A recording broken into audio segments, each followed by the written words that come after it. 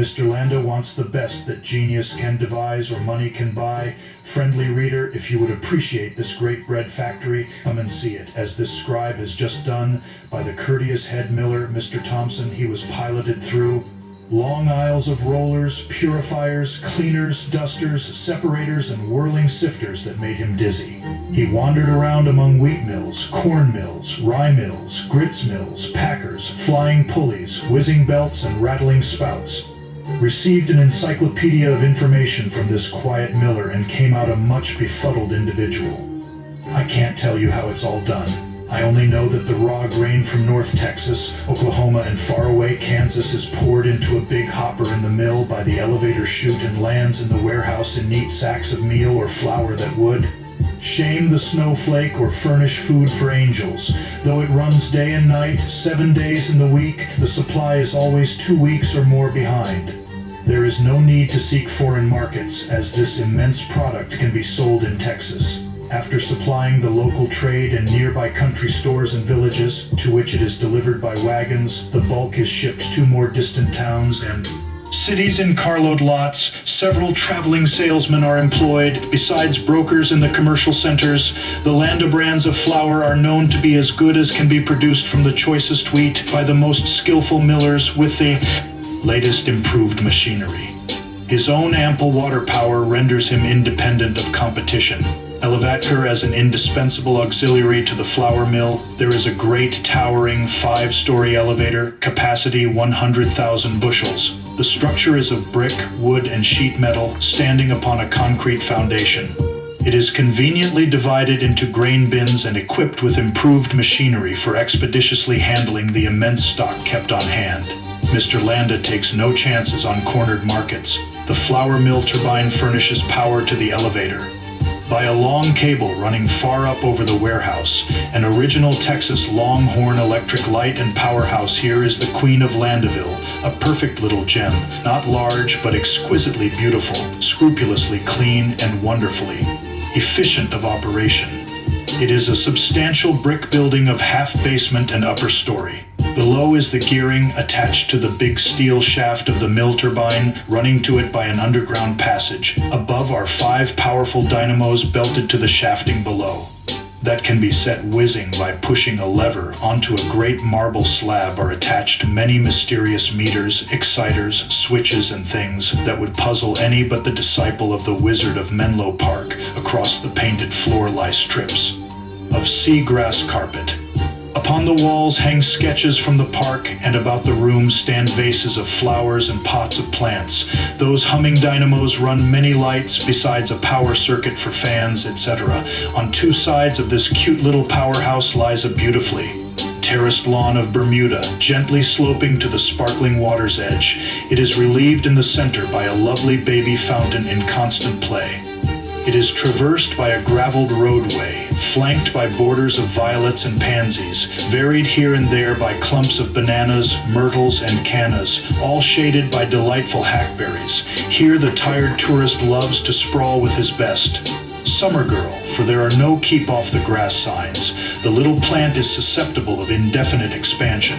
Ice factory adjoining the flour mill and run by the same turbine is the ice factory of brick, wood, and metal, 3 stories from base to condensing tower. In this commodious structure is installed the plate system of ice making. The freezing is done by ammonia by reason of its well-known property of rapid evaporation through the center and occupying the greater part of the main room comprised. In the 2nd story is a series of great tanks for the water to be frozen. They are 12 feet long, 8 feet deep, and 56 inches wide. In the middle of those tanks stand 2 thin steel plates, 8 by 12 feet, securely riveted together, leaving between them a space of 3 inches for the accommodation of a network of iron pipes to convey the ammonia into the tank of water. This ammonia is forced through these pipes by the ponderous engine in the same room cabled to the motive shaft below. It is not true that ammonia ever touches the water, for it would escape and be lost, thus making ice very expensive.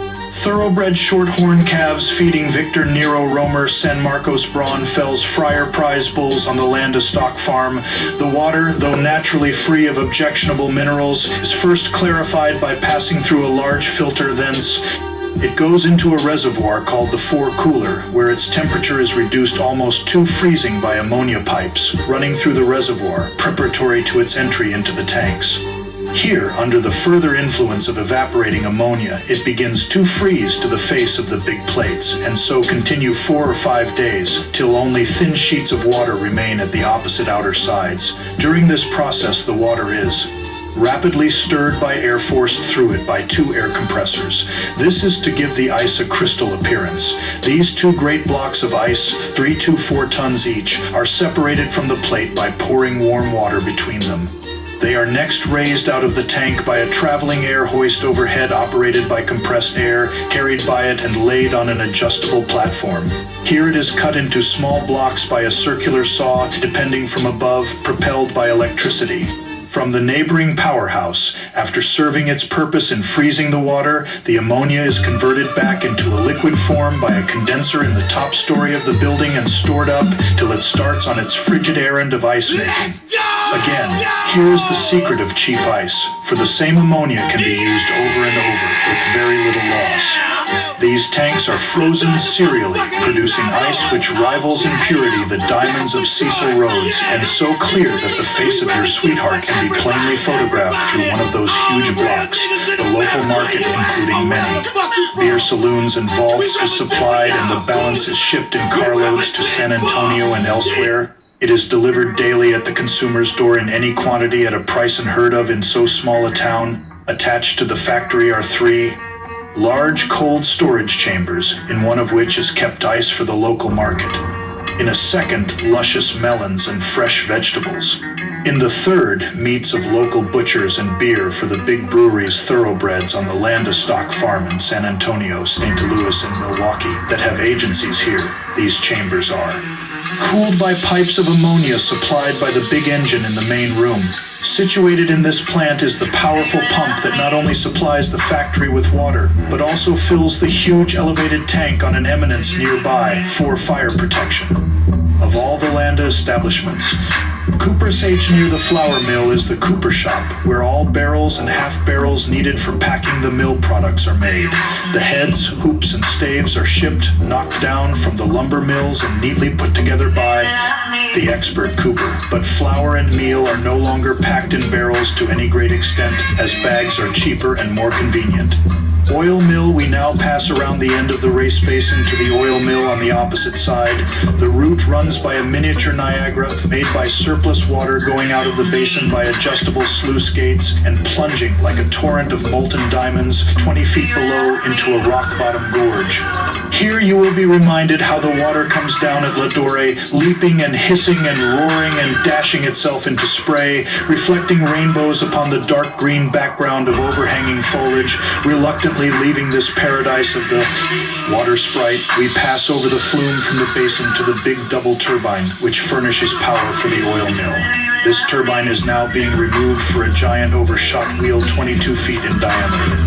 The oil plant consists of the mill proper and various subsidiary buildings, as hull and seed houses, warehouse for meal and cake, tank house for crude oil, valor, boiler room, pump room, and superintendent's office, in touch by telephone with general manager's office. These buildings are substantially constructed, neatly painted, brilliantly lighted by electricity, and amply protected by fire plugs supplied by the elevated tank.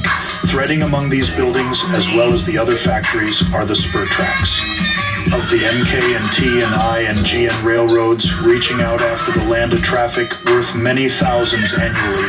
A brief outline will give the reader some idea of the extent of this plant and the mode of oil making. Carloads of seed begin to arrive in August and are switched beside the great seed house.